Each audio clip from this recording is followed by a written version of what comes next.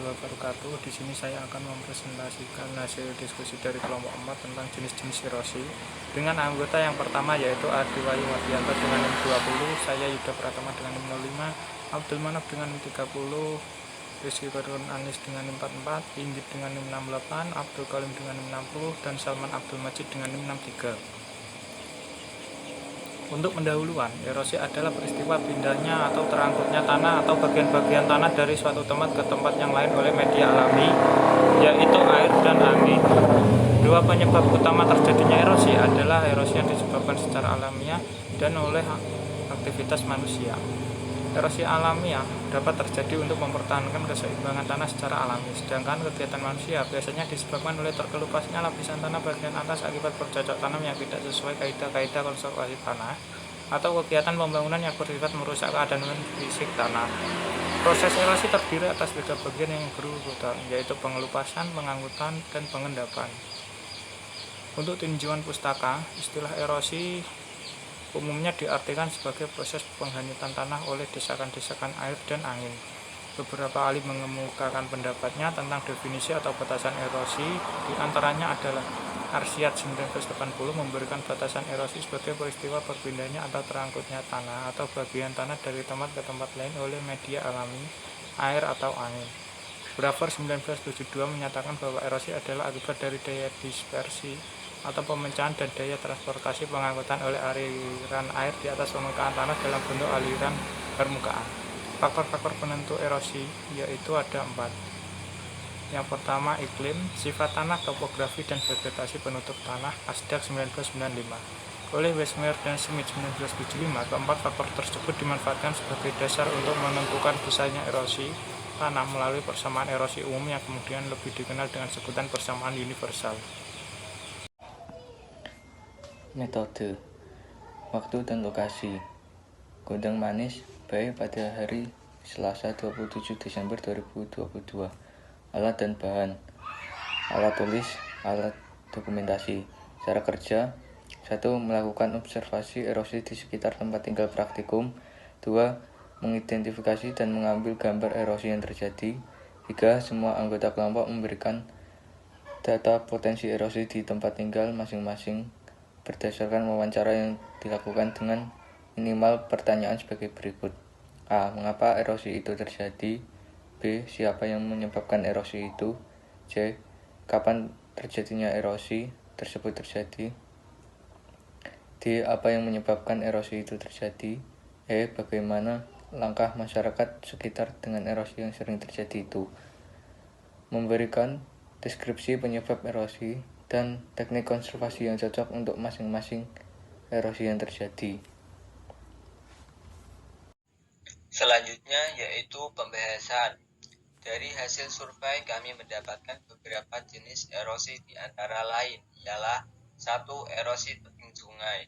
Erosi ini adalah proses terkikisnya tanah pada tebing-tebing sungai dan penggerusan dasar sungai oleh aliran air sungai. Erosi ini terjadi sebagai akibat pengikisan tebing oleh terjangan aliran sungai yang kuat pada belokan sungai. 2. Proses berlangsungnya erosi tebing sungai disebabkan oleh adanya gerusan aliran sungai dan oleh adanya longsoran tanah pada tebing sungai. 2. Erosi parit. Erosi parit terjadi karena adanya akumulasi aliran yang membentuk alur. Semakin besar akumulasi aliran, maka konsentrasi aliran juga semakin besar, sehingga alur yang terbentuk memiliki morfometri yang besar akan menjadi erosi parit. Erosi parit juga dapat terbentuk dari adanya aliran bawah permukaan. Aliran bawah permukaan dapat keluar sebagai rembesan dan terbentuk erosi alur yang kemudian dapat berkembang menjadi erosi parit. Karena rembesan yang keluar terus-menerus sangat berpotensi untuk menjadi aliran permukaan. Erosi parit banyak terbentuk pada lereng yang dimanfaatkan untuk pertanian. 3. Erosi alur. Erosi alur adalah proses tersangkutnya tanah dari alur tertentu pada permukaan tanah. Erosi alur terjadi oleh aliran air pelarian sehingga menyebabkan pengelupasan yang diikuti dengan pengangkutan partikel-partikel tanah, kemudian terkonsentrasi di dalam saluran-saluran air.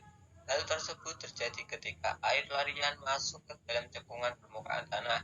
Kecepatan air pelarian meningkat dan akhirnya terjadilah angkutan sedimen. Erosi ini sering terjadi di lereng-lereng gunungan. Yang keempat, erosi tanah longsor. Erosi longsor merupakan suatu bentuk erosi yang proses pemindahan tanahnya terjadi pada saat bersamaan dalam volume besar dan sekaligus. Longsor terjadi sebagai akibat meluncurnya suatu volume tanah dalam volume besar di atas suatu lapisan yang agak kedap sampai jenuh air.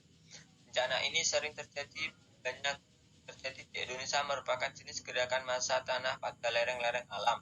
Apabila massa yang bergerak ini didominasi oleh massa tanah dan gerakannya melalui suatu bidang pada lereng, baik berupa bidang miring ataupun lengkung, maka proses pergerakan tersebut disebut longsoran tanah.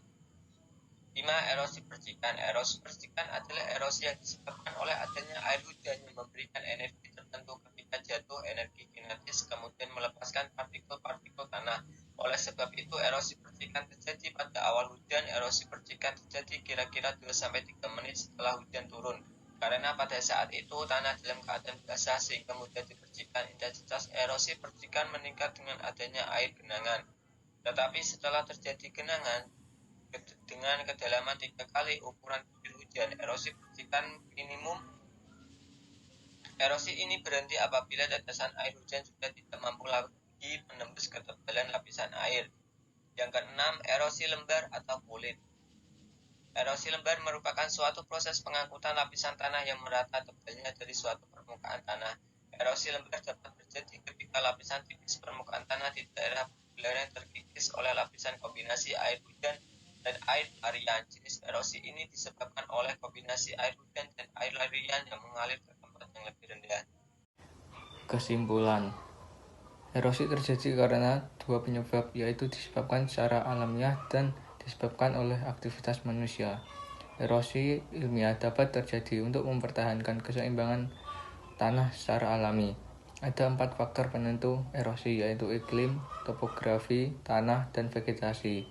Dari hasil survei yang kami dapatkan, terdapat 6 macam erosi, yaitu erosi tebing sungai, erosi parit, erosi alur, erosi tanah longsor, erosi percikan, dan erosi lembar.